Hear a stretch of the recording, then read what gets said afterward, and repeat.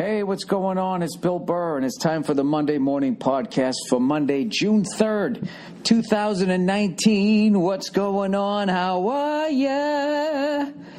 Hey, I don't know what to tell you. I'm here in New York City. We start the movie tomorrow. So, little fuck. I always get antsy before I do those things, but then once I do a take or two, then I'm fine. So, and also today is my beautiful wife's birthday, which is a nice distraction. The family's in town. I'm no longer lonely. They came in yesterday. It was awesome. We have a nice little space here, so I play this game either where I chase my daughter around or, she does like the pony ride, but like I used to do, how you do the pony ride where you're crawling on all fours, but my left knee's too fucked up. So I was like, all right, get on my back and we'll do it this way. And then that morphed into, let's do the fast pony ride. So now I have to run with her on my back. And, it's just, there's no way around it. I'm just old. No matter which way I try to adjust it. She wears me out. But, it's awesome that they're here in town. So, anyways, let's talk Stanley Cup final hockey.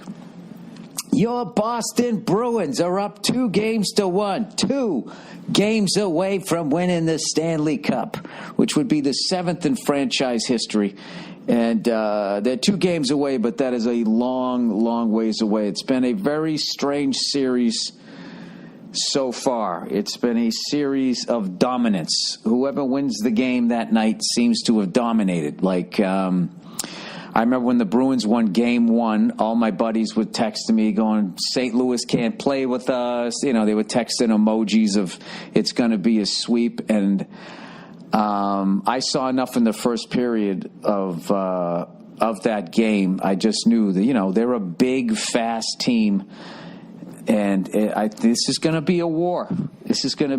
So last night was a weird game. I don't know.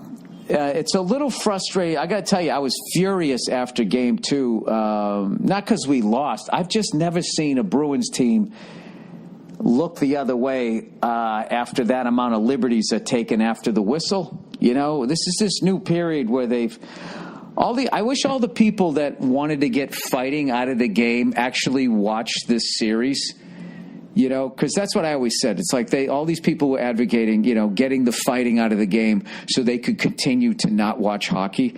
And like, there's nothing wrong with the way St. Louis is playing, but the way that they're playing back in the day, we would have sent a goon out on the ice to settle everything down. But now there's none of that anymore. So the game that they're playing, which is essentially they play the lock, the left wing lock or whatever, and then they're coming down the ice and running our goaltender. And back in the day, if you ran the goaltender, the second you did it, you just dropped the gloves because you knew somebody was going to come and try to beat the shit out of you. But that can't happen now. So I guess what needs to happen is then the ref needs to take his whistle out of his fucking slacks. And you got to punish the team, but they've kind of let it go. And when they have taken the whistle out, they kind of have matching penalties, which has been really frustrating. But my buddy Joe Bartnick told me, he said, don't worry. All the Bruins have to do is keep playing their game, and they'll be able to get past it. But I am by no means comfortable. I'm psyched we're up 2-1, but I am, it was so weird. I mean, that game was essentially 5-2. It wasn't, it was an empty netter and then a garbage time fucking bullshit goal in the end. It was basically a 5-2 game, and I was really baffled how we somehow scored 5 goals when I felt we played the game 80% in our own end. And that isn't what I like. And the way St. Louis plays is you got to get up on them early because if they get up a goal or two, they're just going to fucking smother you with that boring ass fucking trap defense, which I don't understand why. You saw the NBA, when guys got too big and too fast, the game got boring. So certain defenses were made illegal. And for some reason, I don't know, they opted to get rid of the red line, like that was supposed to fix the problem. I don't know what, but I don't know. All I know is back in the day, the game that St. Louis is playing, they would have to be a way tougher team to play it. Like, who's that guy? Number 7, Patrick Maroon. I mean, back then, that guy would have got the shit kicked out. Well, I mean, I'm saying he would lose the fight. I'm making that assumption, but someone would have jumped him.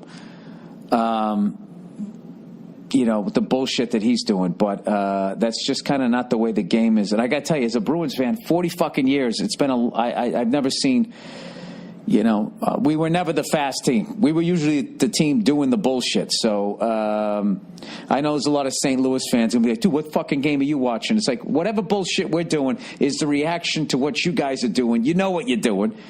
You saw the San Jose Sharks the last fucking series. By the end of the series, a third of their team was gone from the way that you guys are playing. And, let's be honest, man. It's, we'll call it chippy. So,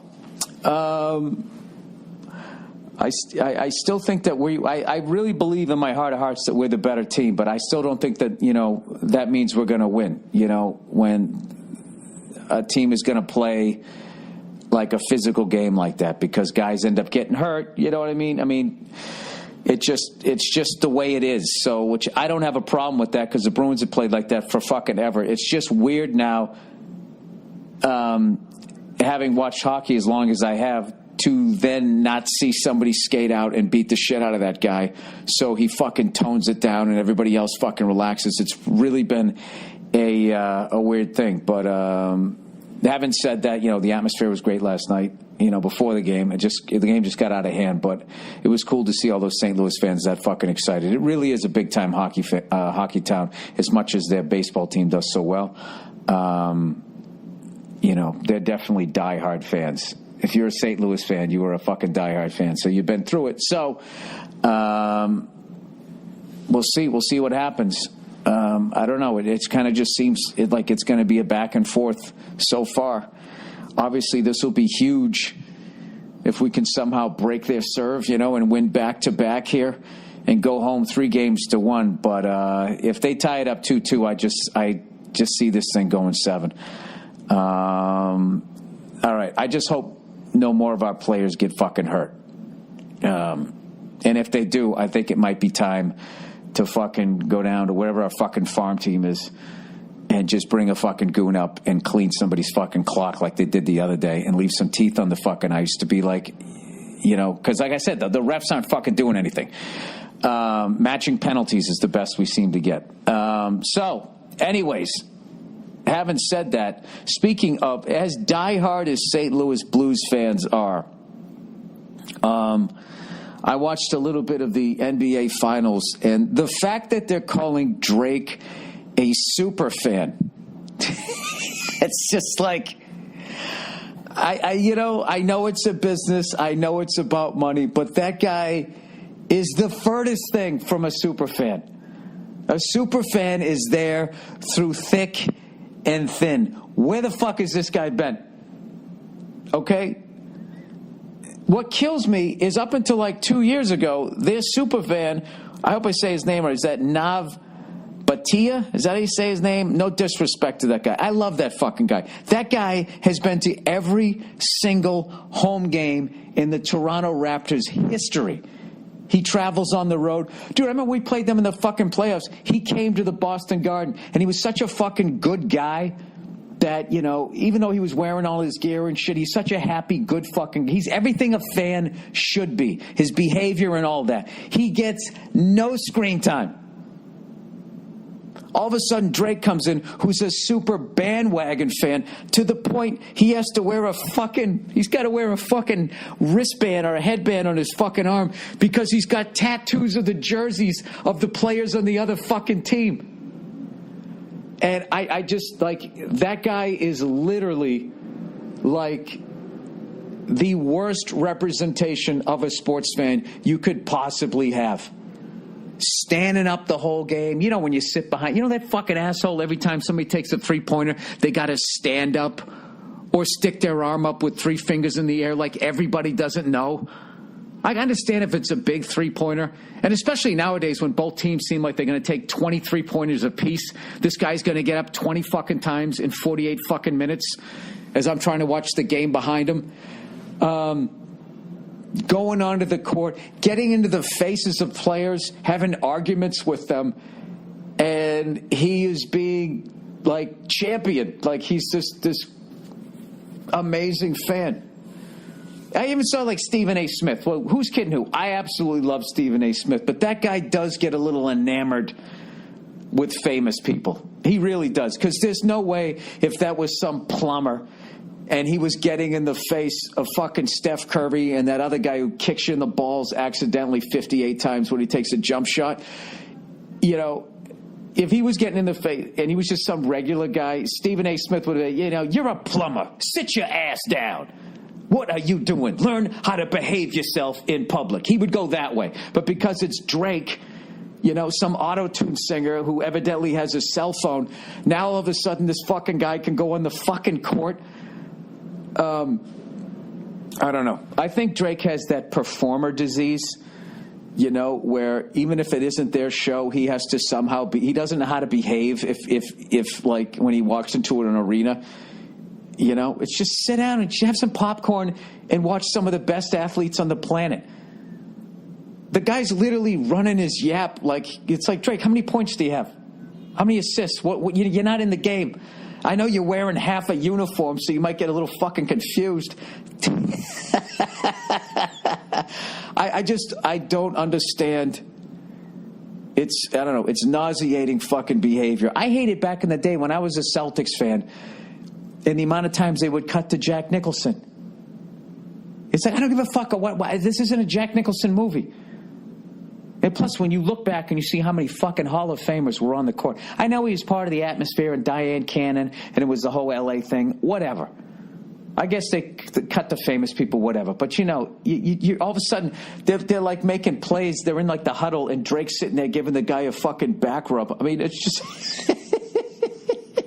And Stephen A. Smith sitting there going like, if you don't like it, shut the man up with your performance. So then if any of us regular people go out and get courtside fucking seats, like it's okay for us to do what Drake's doing? I can just go up to a coach and start giving him a back rub. I can start yelling at a player and picking lint out of their fucking hair. I can do that. Like, that's okay. You know, if the other team doesn't like it, then shut me up and score more points. Like I said, I love Stephen A. Smith, but I disagree, and I think he's just getting a little enamored with this guy's fame. It's ridiculous behavior. He's a total bandwagon fan with tattoos of players from the other fucking team on his arm. The fuck out of here. If you want to see a super fan, it's that Nav Bhatia guy. Okay, that guy is an ambassador. That guy is tremendous fucking human being, all right? And I'm sure when he goes to karaoke, they don't have to turn on the auto-tune for him, all right? Anyways, how far into this fucking... Why does this screen shut off? Huh? I never know where I'm at. Okay, 13 minutes in. I got my new recorder here, everybody, that has the ability to plug a microphone in the bottom. I don't know how to do it. It's the Olympus LS100. I don't know how to do it, so I'm going to have to go down to that B&H where I bought it, right down on 34th Street, see if they can help me out. Which, by the way, I actually posted a picture of their business on my Instagram. That is the best run business. Them and like AAA. AAA's, Bartnick says it's, Bartnick always talks about AAA, so this is the best fucking run business in the middle of nowhere. Middle of fucking nowhere. You call them, and they're there in like fucking 10 minutes. It's unbelievable. With a battery, whatever the hell you need. Flatbed truck, if you get flats or whatever, get your fuck out of there. That and B&H. If you ever need electronics, man, and you're in the New York City area, go to them. They have everything. You know, they have a zillion employees. Everybody is knowledgeable about their section. They can help you out. It's like the reverse of Best Buy. Where Best Buy, you feel like, was there a plague and I somehow survived? Like, where the fuck is everybody, you know? All you do in Best Buy is walk around and ask other regular people, do you work here? And they're like, do I have a blue shirt? You're like, no, but you have blue eyes. And at this point, I'm desperate. I was hoping maybe you were on your break or you just started your fucking shift. B&H, totally knowledgeable. And then I love, they have like this way where no one can shoplift. They literally have like almost like they bring the luggage out at the airport. Like, you never touch what you buy until you've bought the fucking thing. It's genius. I absolutely love it. Every time I go in there, I'm like fascinated. So,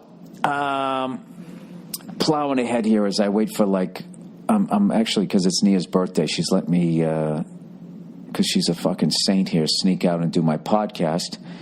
But then again, the podcast helps to buy birthday gifts. The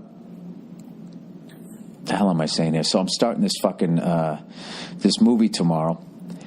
And I gotta stay in movie shape here. So I got Nia all these she wanted she likes cupcakes better than cake, so she wanted the cupcake for her birthday. So I got to sit there and pass all those things out, watch everybody eating them as I sit there eating a fucking Mediterranean salad. Chickpeas and cabbage. But I got to tell you something, though. It sucks the first 2 bites, but then you eat it, and it's because it's so nutritious, it gives you this fucking energy. And then I see everybody afterwards, they eat a cupcake, and then they're kind of laying there. They got the itis, as Nia told me about, Charlie Murphy and all them back in the day. And I feel great. So, I don't know. If you see pictures of me, you'll see that I'm a little underweight, but that's kind of what you have to do when you do these fucking things. You just have to be, As much as all the fucking ladies are always bitch moaning and complaining about the shape they have to be in, it applies to men too, where it's like you're either the fat guy or you have to be in shape. You can't be like middle ground, generally speaking. You know what I mean? I mean, you can be a fat guy, but then you're just going to play the fat guy. They're going to have you fall down and break a fucking table, And, I didn't go to acting class to do that. So, anyway, so I've been walking all around New York, and I'm just at that age, man. I got to get like fucking inserts and shit. I did find a place where I can go play drums. I've been having a great time doing that. And, like I said, I just want this goddamn thing to start. Finally, it's starting tomorrow. And, this goes back to in the day, like whenever I used to have like if I was doing Letterman or anything like that, like a big fucking gig. I remember just sitting there and just being like, God, I just wish I was going on now. Let me just go on now and get it going. So I'm very excited to start tomorrow, and we've been doing a lot of rehearsals, and it's just a great bunch of men and women on the shoot. So it's going to be a lot of fun. I am hoping. Hopefully, I don't go in and fuck it all up, get fired and get replaced and all that bullshit. All right. Well, something? The advertising hasn't come yet. So what say I do a little bit of? I'll do some of the reads here for the week. Some of the reads here for the week. Oh, by the way, I've been taking the subway, which Verzi, I was hanging out with Verzi, right? When I smoked a cigar with him. And he had come down. He's doing a day on the movie, and he left his car in some parking garage, and it turned out it was closed for the night, so he had to fucking crash at my apartment. So I go, all right, no biggie. So we walk across the street. It's hilarious. I know he hates the subway, so I start walking down the stairs, and he's just like, we're taking the subway. He almost like broke into hives. Like, there's 2 types of fucking people in New York City. There's people who take the subway, and then in their head, they're like, someday I'm going to get to a certain level, and I'm never taking this fucking thing again. And then there's other people who are just like, the subway's great. It's the easiest way to get around town, even with the delays and all that shit. And then, I love the subway because that's where all the people are. You get to hear the music, you get to hear the arguments, you see what people are wearing, you go through the different fucking parts of town, you see the people getting on, get off. It's a fucking education. You see people screaming and yelling. You see interesting things where somebody comes on and he starts begging, right before you get to another stop, and he's in the middle of, he just finished his fucking speech, and then someone else comes on and starts begging, and it's like, oh, wow. We got two beggars on the same fucking car. What happens when they meet?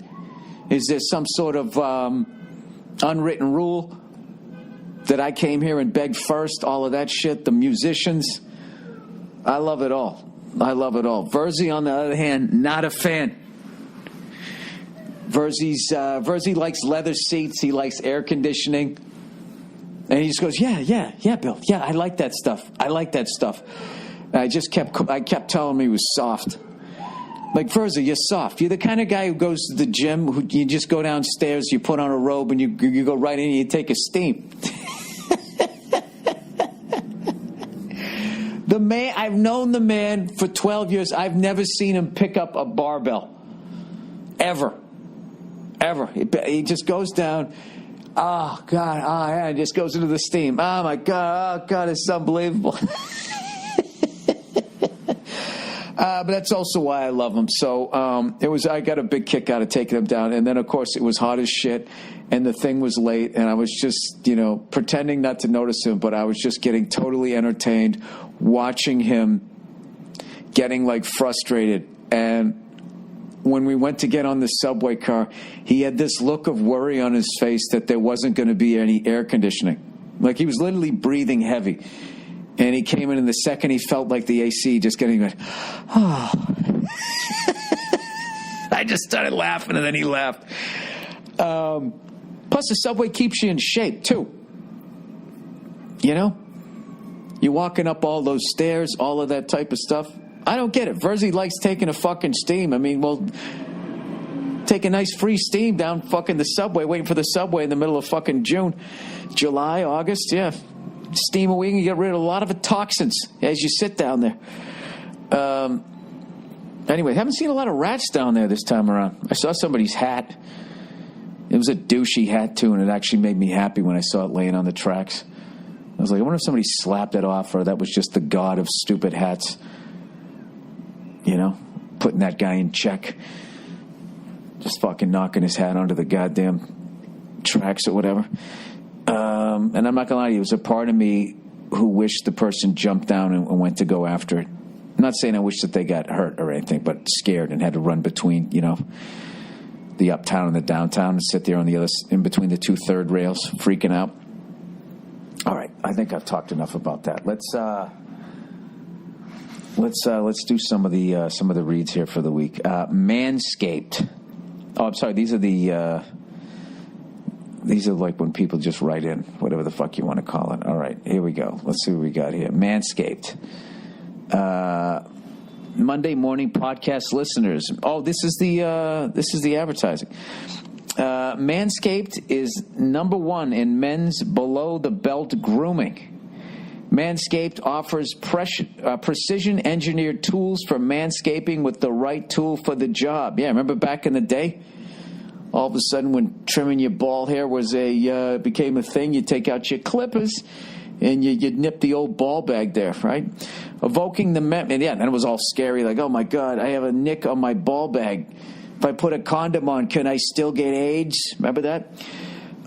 Evoking the memory and fear of nicking your ball sack while manscaping, emphasizing the perfect package 2.0 kit that features the lawn mower 2.0 with skin-safe technology. This trimmer won't nick or snag your nuts. Oh, my God. Please tell me that you have DVD extra footage of people trying different prototypes out, screaming in agony before you finally got the one that was safe. Because I would imagine you guys had to have an adult conversation about all the different kind of ball bags, right?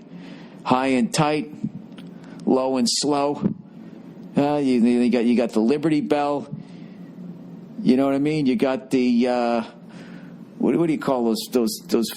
Oh my God! Well, what's when one ball's up and one ball's down? I'm trying to think. Like, is there an exercise machine? You know, you do. I don't know what the fuck it's called. Oh, what is the reference? That would have been legendary if I could come up with that reference off the top of my head. I can't even think. It's some sort of Nautilus machine. You got the Nautilus ball bag. You got this low and slow, right? The Big Dipper, you might call it. Okay, you got the high and tight, right? Support the troops. You got the lazy dog, hanging over to one side. And I don't know what else you got. So I would imagine you need all different types of attachments. All right? Geez, an old guy would probably throw out his fucking back trying to trim his ball hair. It's also all matted against his balls because it's got toilet water on it. I'm sorry. It's also 100% waterproof, so you can use it in the shower. Don't use the same trimmer on your face that you use on your balls. Precision tools for your family jewels. Oh, that's genius. I love that. Your balls will thank you. Get 20% off, free shipping, and a free travel bag with the code. It says XX at manscaped.com. Maybe it's burr, B-U-R-R. Give that a try. There are some ladies out there that don't like to go downtown unless all the pollution's been cleaned up. You know what I mean? After a nice rain or some shit. So it might, I don't know. It might increase your blowjobs if you actually fucking, trim the other side of the fence there. All right. Policy genius. There is a widely held belief that procrastination is a bad thing, but life isn't so black and white. Sometimes procrastinating can work in your favor. For example, if you need life insurance, but you've been putting it off, congratulations. You've managed to procrastinate long enough for technology to make it easy. That's right, and you live, too. Huh? You bet on yourself and you won. Policy Genius is the easy way to shop for insurance online. In just 2 minutes, you can compare quotes from top insurers to find your best price. Once you apply, the Policy Genius team will handle all the paperwork and red tape. No sales pressure, no hidden fees, just financial protection and peace of mind. And Policy Genius doesn't just make life insurance easy. They also can help you find the right home insurance, auto insurance, and disability insurance. So, if you need life insurance, but you've been busy doing literally anything else, check out Policy Genius. It's the easy way to compare all the top insurers and find the best value for you. PolicyGenius.com. Nobody wants to shop for life insurance. That's why we make it easy. Well, I can tell you this. Having finally got life insurance, if you're a married fella there, all right, and you do have loved ones and all of that, I know it sucks to deal with your own mortality, but I got to tell you, once I did it, there's a fucking relief, knowing that everybody's going to be okay. Because unfortunately, I've seen, I've had a lot of friends die and they didn't have their affairs in order, and it becomes this extra fucking nightmare. So God forbid you check out. It would be nice to know that, everybody is taken care of, And then also, once you get your affairs in order, there's no real reason why your wife can say you can't go out and get that motorcycle that you like, huh? The Indians are back, Harley's making a nice ride. Or maybe you're a MotoGP fan, huh? I missed the race today. It takes them a few days to upload it. I'm going to watch it, but I already know what happened, but it seems like a ridiculously exciting race. I know, what's his face ended up, who the fuck won it? I don't even know who won it. Was it DeRozan? Not DeRozan, he plays on the Raptors. Dovizioso came in third. Marc Marquez was in second. And then, is it Petrucci?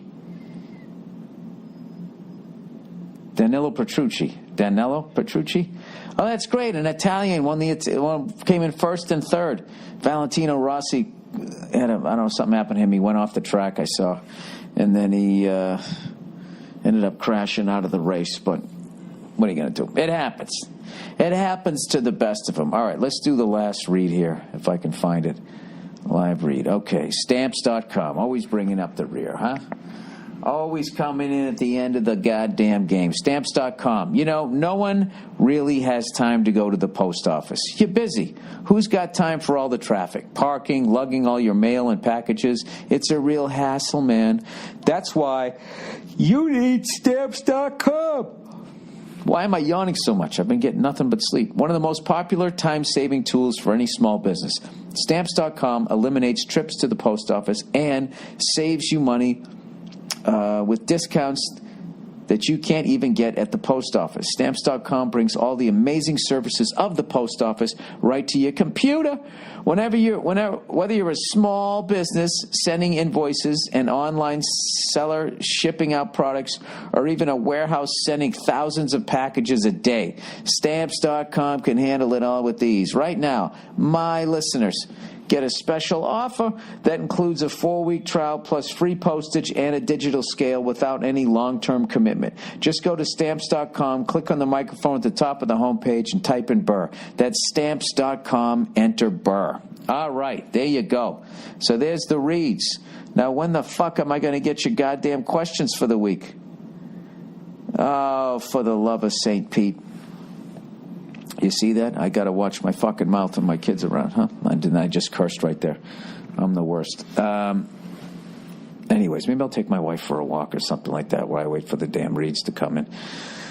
Or maybe I won't. I've been going around. I've been doing nothing but spots out here in New York. And I've been putting together my new hour.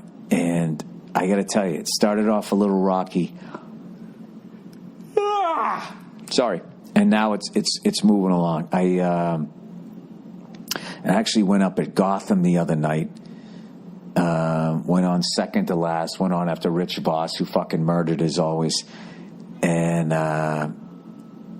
tried out my new abortion chunk.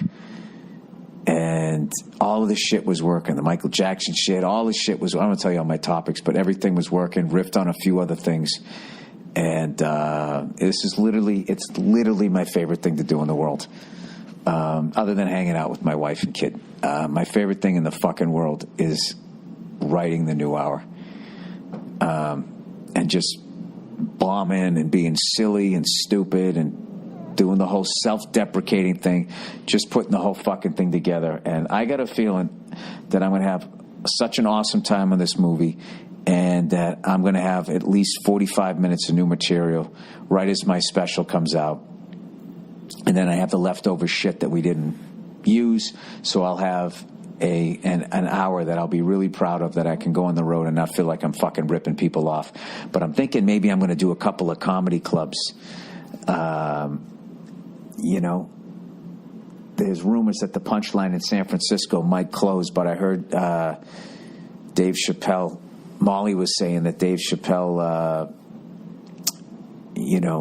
went in front of some, politicians out there to try and save the place. So it might get saved. But either way, I'm going to try to get out there in August and just do as many shows as I can. If the old girl's going to get shut down, man, that's like one of the most legendary. If they can start a petition out there to save it, like... I don't know. I feel like the Punchline in San Francisco, that's literally like sacred ground. And we have lost some big ones. The Punchline in Atlanta was a huge one. To see that one finally go. I loved that club. And the Punchline in San Francisco, that was like the dream.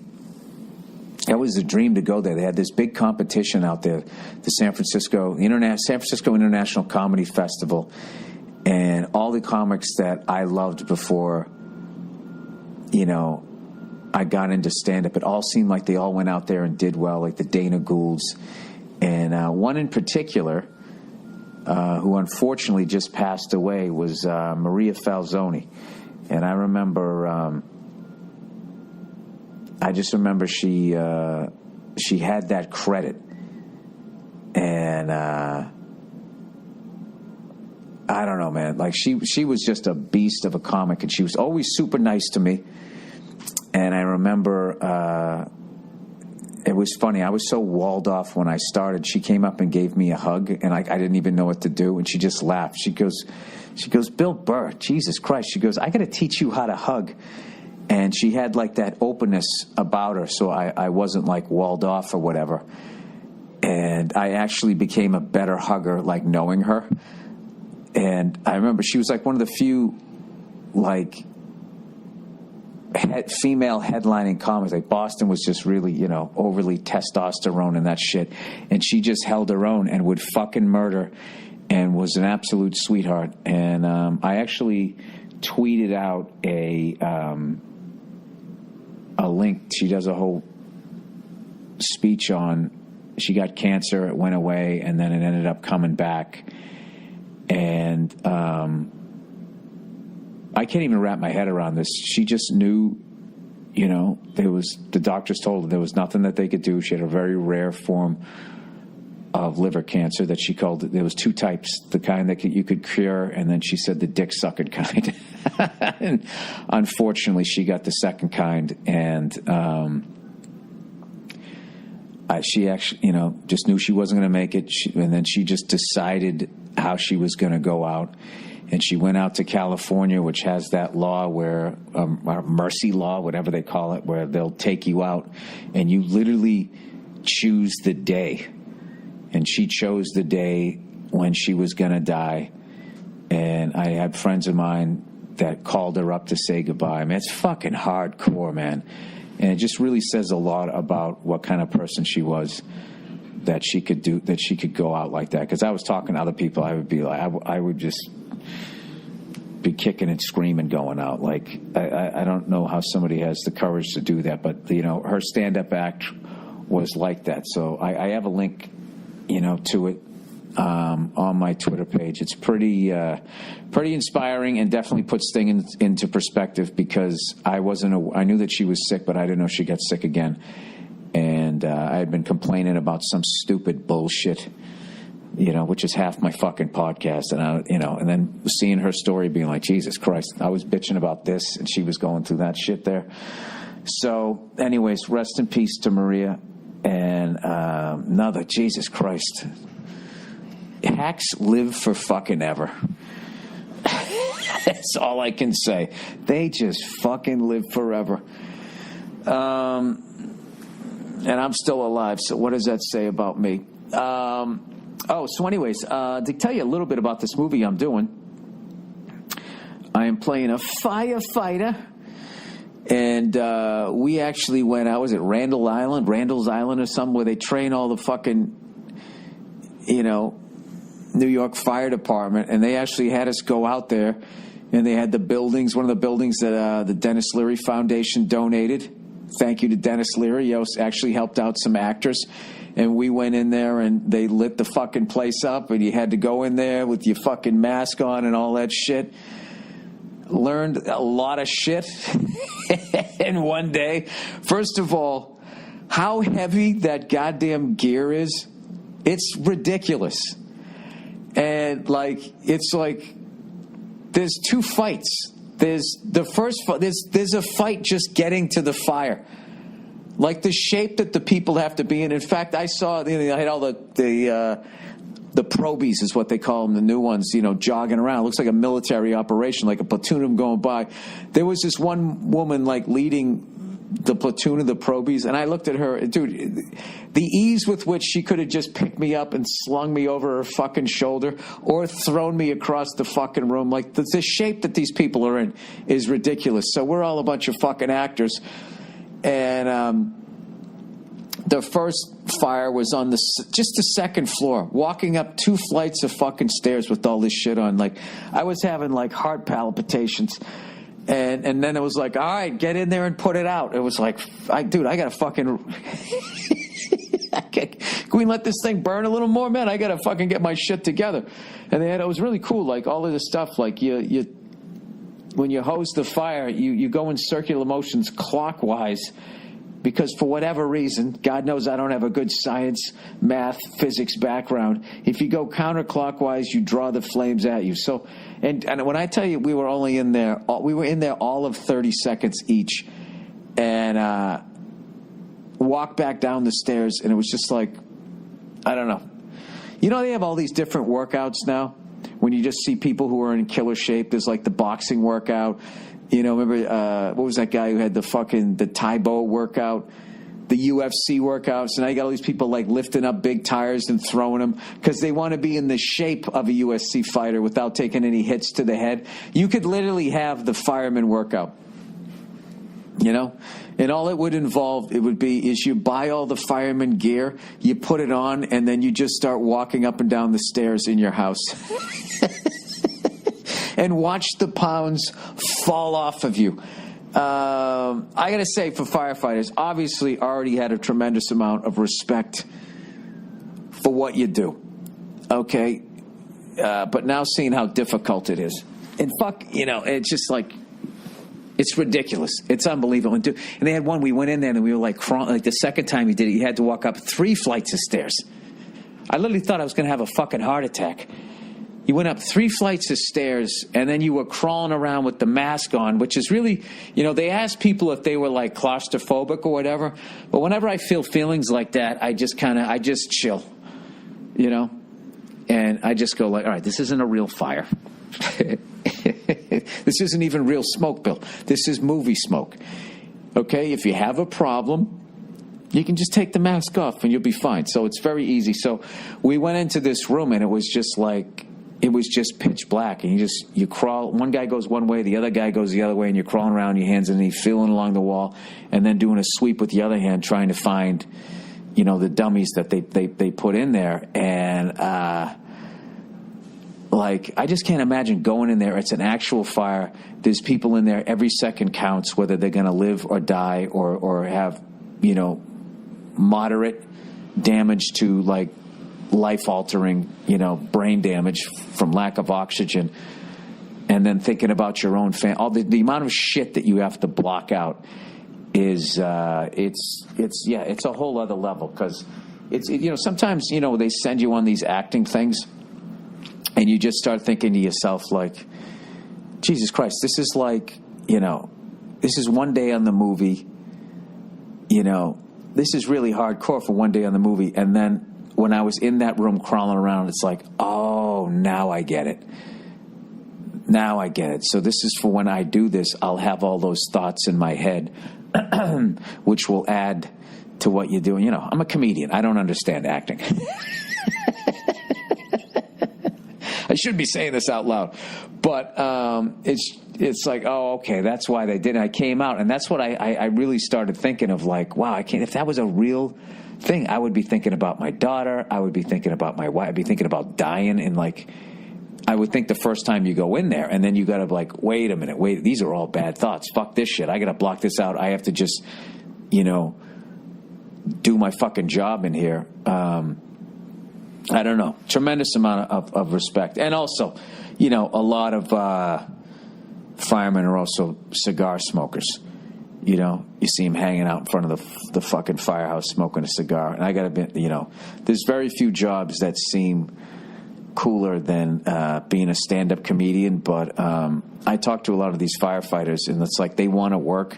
It's like I was talking to one, he goes, look, off the record, he goes, I don't want anybody to get hurt, of course, but you want shit to catch on fire because you want to go work. You get the adrenaline going. It's fucking exciting. And they were saying how there's not as much work because the way the buildings and the fire code and how Manhattan and Brooklyn and all that, like all the money here now, and these are investment properties. But like back in the day when a lot of these guys I talked to were working 70s, 80s, and 90s, you know, you could buy a building for nothing, so there was no money in them, and these fucking things would catch on fire. There was a lot of work, I guess, back then is what I learned. So, anyway, for some reason, I'm not getting the fucking reads here for the week. I got to hit pause here. I might have to finish this thing because I just don't want to waste you guys' time and babble for like another fucking 16 minutes here. So, anyway, the shoot starts tomorrow. Very excited about that. So hopefully when I come back on here, I'll have some of your emails here for the week. All right.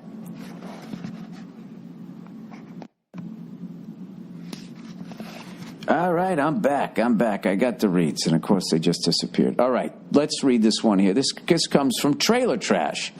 Dear Billy Board Brains, what do you plan to do while hanging out in your trailer while filming your fancy movie?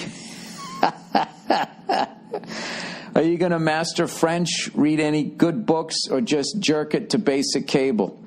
Love your redhead. Go fuck yourself. Well, I imagine I'll be learning my lines. I think, well, the first day up, we're shooting 2 scenes and I'm in both of them. So I won't be mastering French, reading any books, or jerking off. I hate to disappoint you, but I did go out and I bought a drum throne, a snare stand, and a practice pad to keep my drum chops up. And I brought my French flashcards and that type of stuff. But, I bring like healthy food to the set, and I don't bring a watch, and I don't bring my cell phone down there. So, I think, I don't know, just how I work. I fucking, I've done acting gigs where actors are looking at fucking social media right before, they go, okay, everybody ready? Hit your mark, and they fucking put it away. And it's like, I just can't see how that helps your performance. So when I go down there, I don't have a watch, and I don't have my phone. I leave it in the trailer, and I just look at it like I'm at a casino. Like, I don't know what time it is. I don't care to know what time it is. I'm just here, to do this job. And all of a sudden someone taps me on the shoulder and they say, hey, we're breaking for lunch. I'm like, all right, must be the middle of the day. And I find that works best for me, as opposed to fucking going on Twitter and reading the latest thing somebody's offended about, and then I get all worked up about that, and then the scene is completely different. Okay, you're really mellow in this scene. Remember, you just came out of a spa, and I'm 2 seconds later going, oh, what the fuck? You can't say this fucking thing now? It's just not good for me. So, but if there is some like downtime, I think I'm going to do some of the shit Dave Elitch taught me about, because I kind of haven't gone to him in a minute, and I've lost some of the technique that he taught me that was awesome. So I think I'll just be doing that. All right. Great question, though. Great question. All right. Jeopardy James. Hey, Billy Baldfuck, love the podcast, but that mouth breather who wrote in about James didn't do him justice. Oh, this is the guy who can't be beat on Jeopardy. Jeopardy James is a degenerate gambler from Las Vegas, and it definitely shows. He bets all his money on Double Jeopardy and doesn't break a sweat. What's funny about the word degenerate? It always precedes gambler. It's never degenerate alcoholic, degenerate wife beater. It's always degenerate gambler, right? We've talked about that. It's like ornate. It's always an ornate theater. Ornate is never used unless you're talking about a theater. What's crazy is that early this year, I think you meant to say earlier. Earlier this year, Alex Trebek was diagnosed with stage 4 pancreatic cancer. Oh, no. Pretty much a death sentence. He said, fuck that. I want to stick around until this James guy beats the record. Now, Alex is almost in remission, and his tumors are about 50% smaller. James has made Jeopardy the #1 game show, makes 6 figures a day, beating teachers, librarians, and professors. I got to tell my wife about this. He's trying to beat the all-time record for wins. He's second right now, and to add insult to injury, he said he learned everything from children's books. I think he's playing a game there. He's psyching out his opponent. Definitely check it out and do a show in Reno again. Me and my wife love your comedy. Thanks, and go fuck yourself. I love Reno. I absolutely love that place. It's one of my favorite places to perform. Highly, highly, highly underrated city. It really gives you a look of what, I don't know, kind of like what those West towns used to look like. I just love, how you would... how they used to try to stop people driving across country was they would have a big fancy sign like Bakersfield, Fresno, all those California towns have them, and they'd have a little slogan, like Reno's the biggest little town in America or something like that. I love that shit. All right. Girl used to weigh 300 pounds. All right. Hey, Billy Butt Munch. I met this girl who apparently used to weigh 300 pounds. She has lost 100 pounds in a little over a year, so I never saw her at 300. She's 5'10" and still on the high side, but she's determined to keep losing weight. I'm 6'3", 175. Jesus Christ. You bony son of a bitch. And don't really date heavy women. So you are now. So here's the thing, though. I'm in a 2-year rut and 32. I've been trying lately to get myself back out there, and the girl does seem really cool. And I don't really want to wait for her to lose more weight before trying to ramp things up because I'd come across as really shallow. Well, isn't this like shallow hell? This whole fucking email? But I don't want to end up with a fat chick. Yeah, dude, there's nothing wrong with that either. And this whole fucking, women don't want to end up with a fucking loser. You know what I mean? You don't want to end up with a fat chick, Because, you set yourself up for heartache. You're going to fall in love with her, and then she's going to fucking drop of a cardiac arrest at 50. That's the fucking thing about this whole being proud of your body. It's like, okay, I get that. But you realize just because you're proud doesn't mean you're fucking, your vitals are ecstatic about that double cheeseburger you're about ready to eat. And especially if you have kids. You got to get the fucking weight off, man or woman. Should I assume she will keep losing weight? Assume she will stay as she is now, or gulp? Should I proceed as if she'll eventually put that weight back on? She has a pretty face and some potential. If possible, I'd love to hear what the lovely Nia thinks. Yeah, she's not here right now. She's just celebrating her birthday without me, so I need to wrap this up. I don't know, dude. This is a really weird way to go into a relationship. You're not really saying what you think about her. You're just talking about how she looks. So if you have issues with fat chicks, I wouldn't fucking get involved with one who could potentially become fat again because you're going to break her heart. All right? If you're into her as a person, I would say proceed. All right? But if you're not, then I would leave it alone. Simple as that. Simple as that. But I'm looking back here, the shit that you said. She does seem really cool. You're in a rut. I mean, it just sounds like you want to go out and get laid. And you're trying to fuck somebody in the best shape as possible, to be honest with you. If you were trying to get back out there to, think I'm finally ready to settle down and find somebody, unless this chick's getting in shape so she can get a bunch of dick, then maybe you guys are on the same page. I don't know. You guys will have to have that conversation. All right, relationship, education, and blowjobs. Hey, Wilfred, I've been listening to your podcast since 2010. I'm 26. Isn't that amazing? That means you were 17 when you started. Is that right? Did I do the math right? Yeah, that's crazy. I think the podcast emails has helped me avoid making mistakes through college when it came to relationships. Well, that's great to hear. I just wanted to say that the blowjob email is a classic case of a lot of things that you've talked about. All right, so last week, the other day, somebody wrote in, was talking about how they married some woman, and now that they're married, they found out that this person does not like to give blowjobs, which is really high up there on shit you should have discussed before you got married. So for all you guys not engaged, you got to have that conversation. All right? Talk about how many kids you want, how you want to raise them, religion, whatever you want to do. Then at some point, you just got to make the hard left and be like, all right, let's talk blowjobs here. What do you think? You liking it? You not liking it? Frequency. Talk about blowjobs. All right, the biggest lesson I've learned from you could have helped him avoid this. Parentheses, unless his wife just totally 180'd, which happens, is communication is everything. That's right. To get what you want, you have to know what you want, and that takes time. So don't fuck up figuring out what you want by being distracted with shit you don't.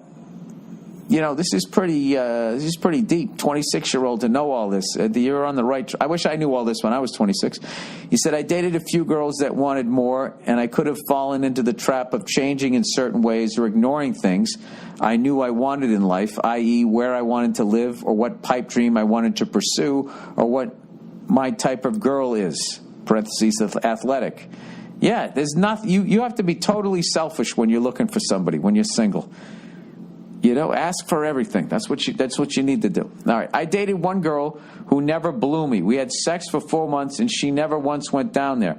Who am I to change her? I just moved on, and we ended amicably. Thanks for all the advice. All right. You listen to this person? This person is becoming a Jedi in the game of life of what they want. Yeah, male or female, listening to this, there's no fucking reason to settle. I think that's what I had a problem with this guy talking to the girl who weighed 300 pounds at one point. It just seemed like he was settling. It seemed like he wasn't in a confident place in his life. I've been in a bit of a rut, and I need to get back out there. And then at that point, you're just using the other person. I mean, it all depends on how you come at him. I'll tell you right now, you would be surprised what honesty does for your sex life. Women are not as closed off. They enjoy sex too, okay? But they also enjoy knowing where they stand the most. And men have a horrible reputation of lying to them and playing fucking games, and then they end up getting hurt. Not saying that women, Jesus Christ, they're like the fucking kings of manipulation. They don't do their bullshit, but I'm just saying, you got to know what the other person is thinking if you're going to be able to figure them out, and that's their bullshit. So you'd be surprised. Where is this going? And you just go, nowhere. I'm not ready for a relationship. So what? You just want to fool around with me? Yeah. I think you're gorgeous. I would love to fool around with you. That's it. If they don't like it, then you're cool with it. And I don't know. I don't know why that works or why it did work for me. I don't know how that works in a post-Me Too fucking era, but it used to work for me, and look at how I look. I found the more honest I was and the more upfront, all that shit that I thought would make someone run in another direction, they actually found it borderline quaint. Like, oh my God, honesty. I remember this. I remember people used to be honest with me when I was younger, before everyone was just trying to fuck me or whatever. All right, women's response to wife won't blow him. Oh, this is great. We're getting both sides of the fence here. All right. Thank you for doing this. I wish more women would write in like this, so people wouldn't be at the mercy of my ignorant thought. I felt compelled to write into you about this. I don't listen to your podcast religiously, but my boyfriend asked for my opinion on this topic, and let me tell you, I have a fucking opinion on this. All right, buckle up, everybody. She's going in. She writes, I fucking hate when women just, air quote, decide that they don't like giving blowjobs and just won't do it. What? Do you think the rest of like giving blowjobs? That's the sentence she wrote. I really wish she spell checked here. How fucking selfish do you have to be to think that someone you're better than? Oh my God, I was so looking forward to this. How fucking selfish do you have to be to think that somehow, okay, you're better than, let's say, 80% of the heterosexual female population? Sucking dick is part of being a woman and being in a heterosexual relationship. You don't just get to, quote, not like sucking dick. Put on your big girl panties and fucking do it like the rest of us. Jesus Christ, ladies, is it that fucking bad? My God, at least it's fucking on the outside. You go down on a woman, it's like fucking working on a van. Half the engine's under the front seat there. We all pay taxes. No one is above that. And if you're a woman, you suck dick, period. Sorry for the rant, but I knew if anyone would appreciate it, it was you. All right. Well, here's the thing. I wouldn't want someone blowing me because they felt like it was their job. I'd want them to be into it. If they're not fucking into it, then it feels weird. So then it's just like, all right, forget it. And then that's something that I want. You don't want to do it. So we go our separate ways. As much as I agree with your passion on the subject, I would just say that if you don't like doing that, then you need to bring it up before the guy says I do. Yeah, I don't like doing that. I mean, Jesus fucking Christ. Yeah, that is not a smart way to run a relationship. If you're going to be in a relationship with a guy and you're not going to blow him, then, I mean, okay. And you're a modern woman, so obviously you're not cooking or cleaning either, and you're not blowing me. And so what exactly are you going to do? I don't understand. Like, and I know all of that sounded misogynistic, but like, for some reason, all the female shit is like misogynistic. They don't have to do it, but I'm still supposed to fucking hold the door for you, defend your honor, pay for everything. And all of these fucking bullshit women out there who sit there and, fuck that, I'll fucking split a check 50. Oh, yeah. They all talk a good fucking game. They all talk a fucking good game. So, I'm not saying stay at home and not live your dream or anything like that, but like, I love cooking for my wife.